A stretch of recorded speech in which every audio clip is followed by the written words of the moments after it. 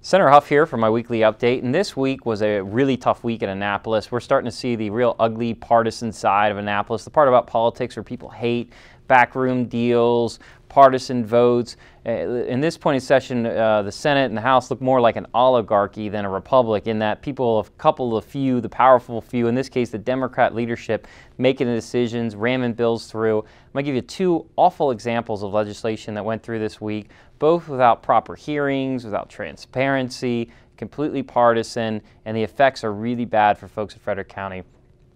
The first vote is a bill came up where the Democrats are really mad at Governor Hogan because he didn't approve all the mass transit plans that he wanted. Specifically, he didn't give over $1 billion to the Red Line, which was a proposed mass transit line through the city of Baltimore, because this governor was elected on building roads. There's a real frustration, especially in rural parts of the state, Frederick County, Western Maryland, and even in, quite frankly, Montgomery County and the rest of the state about the roads and congestion. Maryland has some of the worst congestion in the country, around 495, 270. It's just awful. And so one of the good things was that with a Republican governor, he was going to focus on giving money into roads and not just giving all the money to urban areas for mass transit, but to more fairly distribute the money. Well, they didn't like the idea that he was going to be doing that. In order to take the governor's power away as far as deciding where roads go, they came up with this bill to create a new scoring system. What the scoring system will do is force money from projects in Frederick County and in other parts of the state, Baltimore County or else, and first off drives almost a huge portion of it to Montgomery County. Again, a Democrat center, all Democrat elected from there, and also pushes it into mass transit.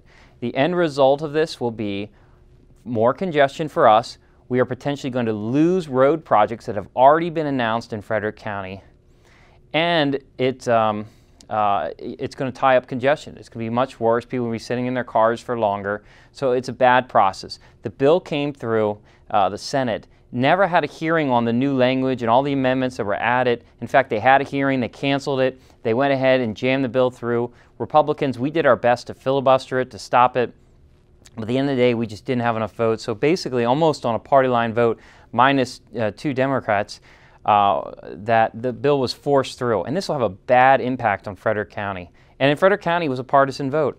The Republicans who represent Frederick County voted against this awful power grab, which is going to take roads and money for roads away from our county. The Democrats in Frederick County, they actually all voted for this. And also, speaking of Democrats in Frederick County, they were also successful this weekend in another really ugly power grab. So we had been looking for, and I've talked to you in the past about, there's a proposal to give taxpayer money to a downtown hotel and conference center. We had looked at the issue. The delegation, which is your elected members from Frederick County, had looked at the issue and decided it was not a good use. It was not appropriate. There was a lot of unanswered questions. There was an impact on the other businesses that were going to have to compete against this. There were going to be increased taxes. For a multitude of reasons that they're looking at, we decided no, we didn't want to do this. And so the delegation voted no. Then the Democrats on their own went through and they introduced legislation in both the House and the Senate. That legislation went nowhere. So the committees, everyone heard it, they didn't move forward.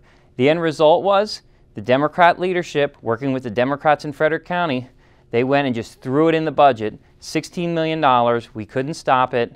And now it goes up to Governor Hogan for his decision what to do with it.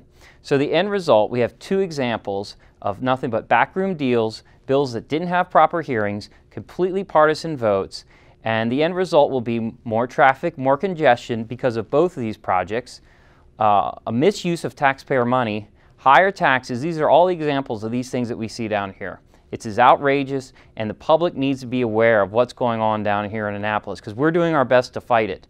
But at the end of the day, the responsibility and the power lies with the people. And we need the people to be watching, and my job is to tell you about these things and what's going on.